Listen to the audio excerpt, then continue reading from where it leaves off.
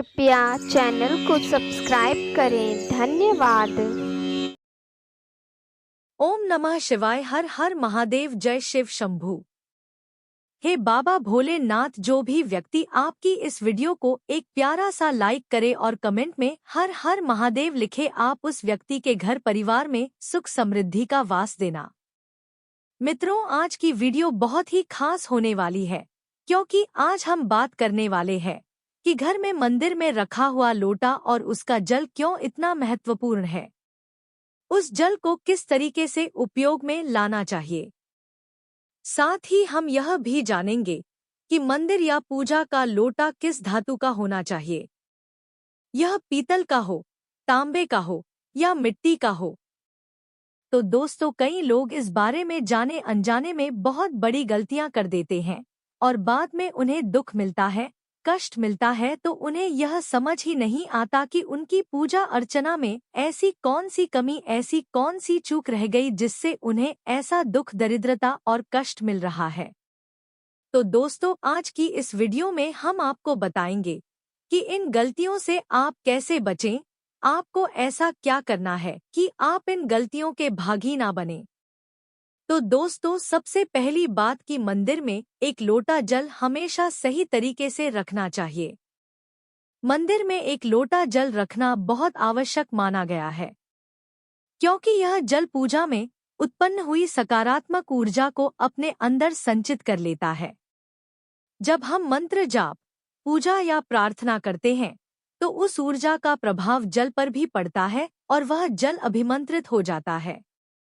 इस जल को हम पूजा के बाद पूरे घर में या बाहर छिड़क सकते हैं, जिससे घर में शुद्धता आती है और घर परिवार की नकारात्मकता दूर होती है। यह जल पौधों में डालने से उन्हें भी ऊर्जा मिलती है और परिवार के सदस्य इसे थोड़ा थोड़ा पीकर मानसिक और शारीरिक रूप से लाभ प्राप्त कर सकते हैं। शास्त्रों के अनुसार तांबे या पीतल के लोटे में जल रखना विशेष शुभ माना गया है। इस जल का उपयोग घर में बीमार व्यक्ति को देने से दवाइयों का असर तेज होता है और घर में कलह, अशांति जैसी समस्याएं भी धीरे धीरे दूर होने लगती हैं। ध्यान रहे कि मंदिर में रखा जल कभी तुलसी में नहीं अर्पित करना चाहिए, क्योंकि यह देवी देवताओं को अर्पित किया हुआ माना जाता है और तुलसी माता भी एक देवी है। इसलिए एक देवी देवता का जल दूसरे देवी देवता को नहीं चढ़ाते हैं। दोस्तों, यदि नियमित रूप से इस जल का उपयोग छिड़काव, पीने और शुभ कार्यों में किया जाए तो यह जीवन में सुख, शांति और समृद्धि लाने में सहायक बनता है। दोस्तों, आगे वीडियो में हम आपको बताएंगे कि आपको किस तरह से इस जल का छिड़काव करना है, लेकिन उससे पहले बात करते हैं घर के मंदिर में जलने वाले दीपक के बारे में। तो दोस्तों, यह दीपक तांबे, लोहे, पीतल, कांसे, स्टील या मिट्टी का दीपक रखना चाहिए, क्योंकि सही दीपक का चुनाव न करने पर भी घर में परेशानियां आ सकती हैं और दीपक की बाती का चुनाव करना भी बहुत जरूरी है। क्या कच्चा कलावा ठीक है या फिर रुई या सूती धागा सही रहेगा? इन छोटी छोटी बातों की अनदेखी से पितृदोष, काल सर्प दोष या गरीबी जैसी समस्याएं हो सकती हैं। दोस्तों, यदि आप इस वीडियो को बीच में छोड़ने का सोच रहे हैं तो कृपया ध्यान रखें कि हमारा काम है जानकारी देना, बाकी इन बातों को उपयोग में लाना या ना लाना आप पर निर्भर करता है। इसलिए दोस्तों, वीडियो को बीच में छोड़ना आपके लिए शुभ नहीं रहेगा, क्योंकि आपको आधा अधूरा ज्ञान प्राप्त होगा जो किसी काम का नहीं होता। तो दोस्तों, बहुत से लोग यह सवाल पूछते हैं कि मुख्य द्वार पर जल छिड़कने का सही समय और सही तरीका क्या है। क्या इसे स्नान के बाद करना चाहिए या बिना स्नान के भी किया जा सकता है? और क्या झाड़ू लगाने से पहले जल छिड़कना चाहिए या बाद में? एक और सवाल जो अक्सर पूछा जाता है वह है, क्या पीरियड्स के दौरान मुख्य द्वार पर जल छिड़क सकते हैं या दीप दान कर सकते हैं? और जब मुख्य द्वार पर जल चढ़ाएं तो इसे अंदर की तरफ से चढ़ाएं या बाहर की तरफ से? फ्लैट या किराए के घर में रहने वाले लोग भी पूछते हैं कि मुख्य द्वार पर दीपदान और जल छिड़कने का सही तरीका क्या है। आज का वीडियो इन्हीं सवालों के जवाब पर आधारित है। सबसे पहले हम यह जानेंगे कि घर के बाहर और अंदर दीपक जलाने के क्या फायदे हैं। खासकर घर के बाहर दीपक जलाने से जो बड़े फायदे होते हैं वह आपको चौंका सकते हैं। भगवान की पूजा में दीपक जलाने का महत्व तो सभी जानते हैं। हिंदू धर्म में देसी घी या सरसों के तेल का दीपक जलाना बेहद शुभ माना जाता है तथा तिल के तेल का दीपक भी जलाया जाता है। लेकिन भगवान के सामने दीप जलाना केवल पूजा का एक तरीका नहीं है बल्कि घर के अंदर और बाहर दीप जलाने से कई लाभ मिलते हैं। दीपक जलाने से न केवल सकारात्मक ऊर्जा उत्पन्न होती है बल्कि कई बड़े फायदे भी मिलते हैं। तो आइए दोस्तों जानते हैं। घर में दीपक जलाने से न केवल घर का अंधकार दूर होता है बल्कि यह नकारात्मक ऊर्जा को भी घर से बाहर कर देता है। जहाँ दीपक जलता है वहाँ सकारात्मक ऊर्जा का वास होता है और वहाँ भगवान का भी वास होता है। इसलिए शाम होने से पहले दीपक जलाना शुभ माना जाता है। तेल से जलने वाले दीपक का असर उसके बुझने के बाद भी आधे घंटे तक बना रहता है, जबकि शुद्ध देसी घी का दीपक वातावरण को करीब 4 घंटे तक सकारात्मक रखता है। जब घर में शुद्ध घी या सरसों के तेल का दीपक जलता है तो उसके धुएं से घर के माहौल में सात्विकता आती है। यह धुआं हानिकारक कणों को नष्ट करता है और वातावरण को शुद्ध बनाता है। जिस घर में भगवान के सामने दीप जलाया जाता है वहां माता लक्ष्मी की कृपा बनी रहती है। ऐसे घर में सुख समृद्धि का वास होता है। दीपक को पूर्व दिशा में रखने से व्यक्ति दीर्घायु होता है और उत्तर दिशा में रखने से धन संपन्नता बढ़ती है। दीपक न केवल घर के अंधकार को दूर करता है बल्कि हमारे जीव को भी प्रकाश की ओर ले जाता है। घर में दीपक जलाने से बीमारियां आसपास नहीं भटकती। परिवार के सभी सदस्यों को स्वास्थ्य लाभ मिलता है। खासकर अगर दीपक के साथ एक लौंग भी जला दी जाए तो इसका असर 2 गुना हो जाता है। यह त्वचा संबंधी बीमारियों को दूर करने में मदद करता है। सनातन धर्म के अनुसार जिस घर में सुबह शाम दीप जलाया जाता है वहां कभी अंधकार नहीं होता। ऐसा घर शुभ शक्तियों को आकर्षित करता है। जलता हुआ दीपक शुभ शक्तियों को चुंबक की तरह खींचता है जो घर के लिए अत्यंत लाभकारी होता है। अब जानते हैं कि मुख्य द्वार पर जल छिड़कने का सही समय और विधि क्या है। अगर आप मुख्य द्वार पर जल चढ़ाते हैं तो आपको यह ध्यान रखना है कि जल को रात में सोने से पहले एक पात्र में भर कर रखना चाहिए। आप कोई भी पात्र ले सकते हैं, जैसे तांबे, पीतल, स्टील या चांदी का। यदि गंगाजल उपलब्ध हो तो उसे थोड़ी मात्रा में डालें और फिर शुद्ध जल से पात्र भर दें। अगर गंगाजल नहीं है तो केवल शुद्ध जल भी पर्याप्त है। इस जल से भरे पात्र को अपने घर की रसोई में रख दीजिए। सुबह उठकर इस जल का छिड़काव अपने घर के मुख्य द्वार पर करें। मुख्य द्वार पर सुबह सबसे पहले छिड़का गया जल घर की सभी समस्याओं को दूर करता है। यदि आप नकारात्मक ऊर्जा, मानसिक परेशानी, आर्थिक तंगी या वास्तु दोष से परेशान हैं, तो यह उपाय आपकी मदद करेगा। रसोई में रखा जल मुख्य द्वार पर छिड़कने से आपके घर की परेशानियां समाप्त हो सकती हैं। यह उपाय न केवल वास्तु दोष और पितृ दोष को समाप्त करता है बल्कि तंत्र मंत्र या बुरी नजर के प्रभाव को भी खत्म करने में सहायक है। इस उपाय को नियमित करने से घर में सुख समृद्धि बनी रहती है और बीमारियों से भी मुक्ति मिलती है। आपको यह जल सूर्योदय से पहले मुख्य द्वार पर छिड़कना चाहिए। अगर सूर्योदय के बाद आप मुख्य द्वार को अन्य जल से धोना चाहें तो यह कोई समस्या नहीं है, लेकिन यह विशेष जल सूर्योदय से पहले ही छिड़क दिया जाना चाहिए। अब कई लोग पूछते हैं कि क्या यह जल छिड़कने से पहले स्नान करना जरूरी है या बिना स्नान किए भी इसे किया जा सकता है।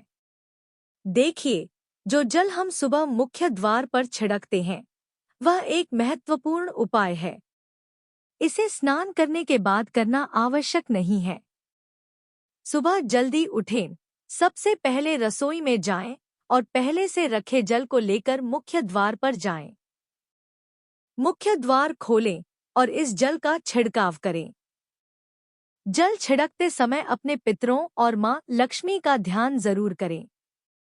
ऐसा कहा जाता है कि सुबह सुबह मां लक्ष्मी हर घर के द्वार पर आती हैं। जिन घरों के द्वार खुले होते हैं और जहां जल का छिड़काव किया गया होता है, वहां मां लक्ष्मी प्रवेश करती हैं। जल छिड़कते समय अपने मन में मां लक्ष्मी से प्रार्थना करें, हे मां लक्ष्मी, कृपया मेरे घर में प्रवेश करें, मैं आपका स्वागत करने के लिए तैयार हूँ। इसके बाद पितरों का ध्यान करें, क्योंकि घर की दहलीज को पितरों का वास स्थान माना जाता है। जब आप दहलीज पर जल छिड़कते हैं तो पितर प्रसन्न होते हैं और उनका आशीर्वाद आपको मिलता है। स्नान करने की आवश्यकता नहीं है, आप बिना स्नान किए भी यह कार्य कर सकते हैं। अब आपके अगले प्रश्न की बात करें, क्या जल का छिड़काव झाड़ू लगाने के बाद करना चाहिए या पहले? इसका उत्तर यह है कि सुबह उठने के बाद सबसे पहला कार्य जल का छिड़काव करना चाहिए। इसके बाद आप झाड़ू लगा सकते हैं। सुबह उठते ही सबसे पहले बिस्तर पर बैठकर अपने दोनों हथेलियों को देखें और मां लक्ष्मी का ध्यान करें। यदि चाहें तो निम्न मंत्र का उच्चारण कर सकते हैं, कराग्रे वस्ते लक्ष्मी करमधे सरस्वती, करमूले तु ब्रह्मा प्रभाते कर दर्शनम। फिर दोनों हाथ जोड़कर देवी देवताओं को प्रणाम करें। इसके बाद हाथ से धरती को स्पर्श कर प्रणाम करें और धीरे से अपना दाहिना पांव जमीन पर रखें। फिर रसोई में जाकर जल लें और मुख्य द्वार पर जल छिड़के। जल छिड़कते समय मां लक्ष्मी और पितरों का ध्यान अवश्य करें। उसके बाद आप अपने घर के अंदर आकर अपनी दिनचर्या जैसे झाड़ू लगाना, स्नान करना आदि कर सकते हैं। अब कुछ लोगों का यह सवाल होता है कि क्या जल छिड़कने के बाद मुख्य द्वार की सफाई की जा सकती है? तो हाँ, आप ऐसा कर सकते हैं। पहले रसोई में रखा जल मुख्य द्वार पर छिड़क दें। इसके बाद अतिरिक्त पानी लेकर मुख्य द्वार की अच्छे से सफाई झाड़ू या पानी से कर सकते हैं। कुछ लोग पूछते हैं कि अगर वे फ्लैट या किराए के एक कमरे में रहते हैं तो जल का छिड़काव और दीप दान कहाँ करें? तो इसका उत्तर यह है कि आप जहां रहते हैं वहां के मुख्य द्वार को ही मानें। मतलब जिस दरवाजे पर आपका नाम लिखा हो या नेम प्लेट लगी हो, वहीं जल छिड़के और दीप दान करें। अगर आपके पास एक ही कमरा है तो कमरे के दरवाजे को मुख्य द्वार मानें और वहीं पर यह उपाय करें। अब अगला सवाल यह है कि क्या पीरियड्स के दौरान मुख्य द्वार पर जल छिड़का जा सकता है और दीप दान किया जा सकता है? जल छिड़कने के लिए पीरियड्स का कोई असर नहीं होता। आप जल छिड़क सकती हैं, लेकिन दीप दान कार्मिक पूजा में आता है जो बिना शुद्धता के नहीं किया जा सकता। इसका मतलब यह है कि पीरियड्स समाप्त होने के बाद ही दीप दान करें। इसके अलावा कुछ लोग पूछते हैं कि मंदिर में जल रखना जरूरी है या नहीं और रखा हुआ जल क्या करना चाहिए। शास्त्रों के अनुसार घर के मंदिर में एक लोटा जल रखना बहुत जरूरी है। जल ऊर्जा को संचित करता है। जब आप पूजा करते हैं, मंत्र जपते हैं या भगवान से प्रार्थना करते हैं तो इन सभी की ऊर्जा उस जल में समाहित हो जाती है। यही कारण है कि मंदिर में जल रखना आवश्यक है। सुबह की पूजा के दौरान एक लोटा जल मंदिर में रखें और दीपक जलाएं। यह अग्नि और जल के संतुलन का प्रतीक है। पूजा के बाद इस जल का उपयोग शुभ कार्यों में करें, जैसे पौधों में डालना या घर में छिड़काव करना। यह सकारात्मक ऊर्जा को बढ़ाता है। सुबह की पूजा के समय हम मंदिर में जल रखते हैं। अगली सुबह जब आप पूजा करने जाते हैं तो सबसे पहले उस जल का उपयोग करें। आप पूरे घर में उस जल का छिड़काव कर सकते हैं। यह जल आपके घर को शुद्ध करता है क्योंकि यह सकारात्मक ऊर्जा से भरा होता है। इससे कई बीमारियां भी दूर हो जाती हैं और घर में नकारात्मक ऊर्जा का प्रवेश नहीं होता। अगर आप नियमित रूप से इस जल का छिड़काव करते हैं तो आपके घर की समस्याएं धीरे धीरे खत्म हो जाती हैं। कभी कभी लोग यह शिकायत करते हैं कि दवाइयां असर नहीं करती। ऐसे में अगर दवाइयों के साथ साथ रोगी को इस जल से पानी दिया जाए तो दवाइयां जल्दी असर करने लगती हैं। इसी तरह अगर परिवार में कलह और झगड़े रहते हैं तो परिवार के सभी सदस्य इस जल को थोड़ा थोड़ा पी सकते हैं। इससे धीरे धीरे सकारात्मक विचारों का प्रवाह शुरू होता है और घर में शांति और समन्वय आता है। अगर आपका कोई व्यापार है या दुकान है तो इस जल का थोड़ा सा छिड़काव वहां भी करें। यह आपके व्यापार को सफल बनाता है और किसी भी तरह की परेशानी से बचाता है, क्योंकि यह जल बेहद सकारात्मक ऊर्जा से भरा होता है। अब बात करते हैं कि मंदिर में जल क्यों रखा जाता है। जल को अमृत माना जाता है और यह देवी देवताओं के लिए विशेष महत्व रखता है। मंदिर में एक लोटा जल रखना उतना ही आवश्यक है जितना कि आप रोजाना भोजन करते हैं। जब हम भगवान की पूजा करते हैं तो तांबे या पीतल के पात्र में एक लोटा जल जरूर रखना चाहिए। यह जल एक सागर की तरह होता है और हमारे जीवन के दुखों को समाप्त करने में मदद करता है। यदि कोई व्यक्ति भगवान को रोजाना भोजन नहीं कर सकता तो वह मंदिर में एक लोटा जल रख सकता है, जिससे उसकी पूजा पूरी होती है ताकि भगवान इसे ग्रहण करें और यह जल रूपी प्रसाद अगले दिन सुबह आप प्रसाद समझकर ग्रहण करें। लेकिन याद रखें, मंदिर में रखा जल कभी भी तुलसी में अर्पित नहीं करना चाहिए, क्योंकि यह जल सभी देवी देवता ग्रहण करते हैं। हाँ, अगर आपके घर में लड्डू गोपाल या राधा कृष्ण हैं और आप एक लोटा जल उनके लिए अर्पित करते हैं तो आप अगले दिन यानी सुबह के समय वह जल तुलसी में चढ़ा सकते हैं। मंदिर में रखा जल अगले दिन यानी सुबह अपनी आंखों को धोने के लिए प्रयोग करें। इससे आंखों की रोशनी बढ़ती है और आंखों की बीमारियां दूर होती हैं। शास्त्रों के अनुसार जो लोग मंदिर में एक लोटा जल भरकर नहीं रखते उनके घर में अकाल पड़ जाता है, घर की स्थिति खराब हो जाती है, परिवार में मुसीबतें आ जाती हैं और गरीबी का सामना करना पड़ता है। आप चाहे तो एक लोटा जल में फूल आदि डालकर रख सकते हैं, जो बहुत शुभ माना जाता है। मंदिर में रखा जल का एक और उपयोग यह है कि इसे घर की रसोई में खाना बनाने में या पीने में भी प्रयोग कर सकते हैं। लेकिन यह जल तभी इस्तेमाल करें जब आपके घर में सात्विक भोजन बनता हो। अगर लहसुन या प्याज का इस्तेमाल होता है तो इस जल का प्रयोग खाना बनाने में नहीं करें। इस जल को परिवार के सभी सदस्य थोड़ी थोड़ी मात्रा में पी सकते हैं और बचा हुआ जल आप घर के पौधों में डाल सकते हैं। यह जल व्यर्थ नहीं होता, इसके बहुत सारे उपयोग हो सकते हैं। अगर हम सही तरीके से इसका प्रयोग करें तो यह हमारे जीवन की परेशानियों को सुलझा सकता है। मंत्रों से अभिमंत्रित जल बहुत शक्तिशाली होता है और हमारे घर के मंदिर में रखा जल देवताओं का आशीर्वाद होता है, क्योंकि वह हमेशा देवताओं के पास होता है। इस जल में सभी सकारात्मक शक्तियां समाहित होती हैं और अगर हम इसका सही प्रयोग करें तो यह हमारे जीवन में सकारात्मक परिवर्तन ला सकता है। मतलब आप जल को खाना बनाने, घर में छिड़काव करने में इस्तेमाल करते हैं तो इससे हमारी समस्याओं का समाधान होता है। और अगर कोई भी कार्य नियमित तौर पर किया जाता है तो हमें उसका लाभ जरूर मिलता है।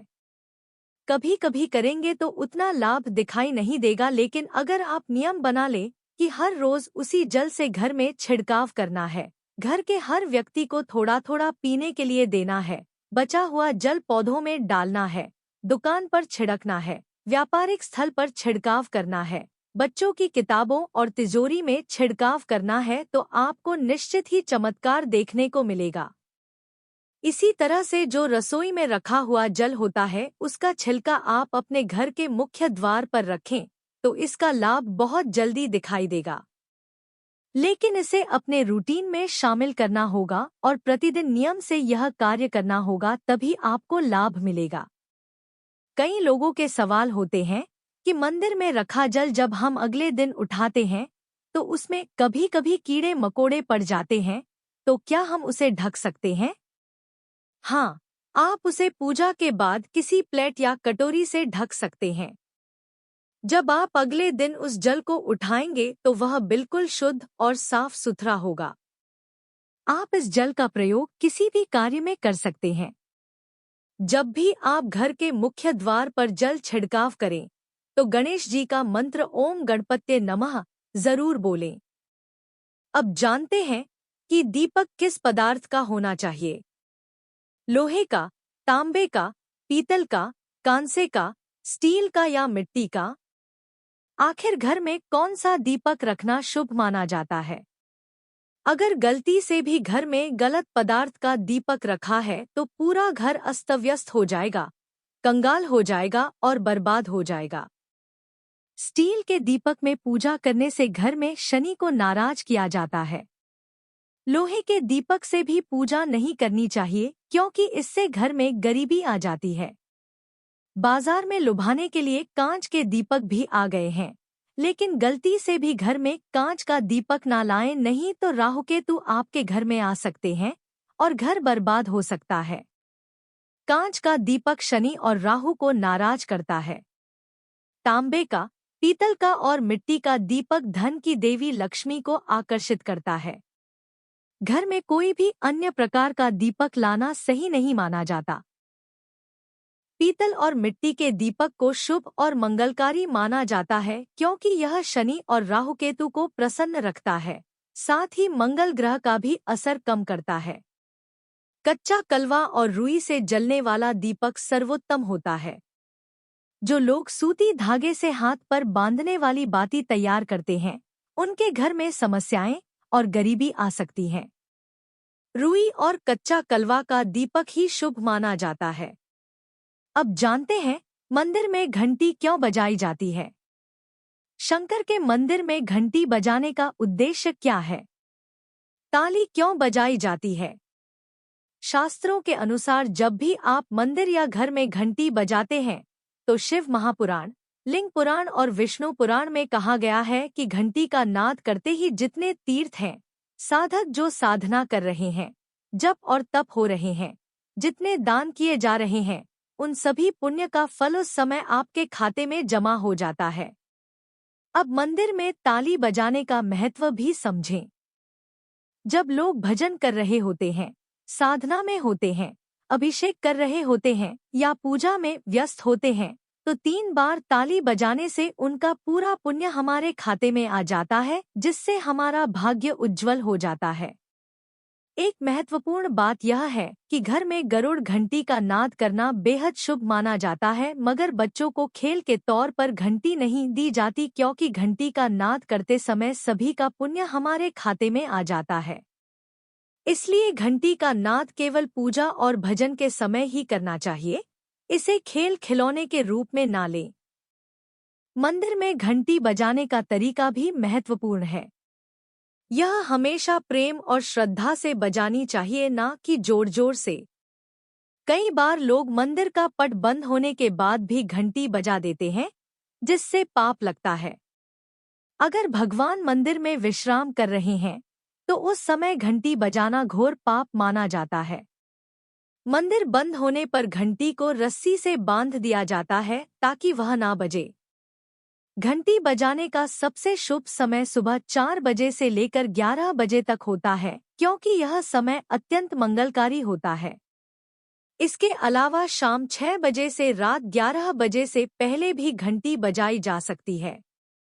रात 12 बजे के बाद मंदिर के पट बंद कर दिए जाते हैं और देवी देवता विश्राम करते हैं। इस समय घंटी बजाना पुण्य के बजाय पाप का कारण बन सकता है। दोस्तों, आज की जानकारी आपको कैसी लगी कृपया कमेंट करके हमें बताएं। अगर आप माता लक्ष्मी का सम्मान करते हैं तो एक लाइक जरूर करें और हमारे चैनल ज्ञानवर्धक टेल्स को सब्सक्राइब करके कमेंट में जय माता लक्ष्मी जरूर लिखें। धन्यवाद।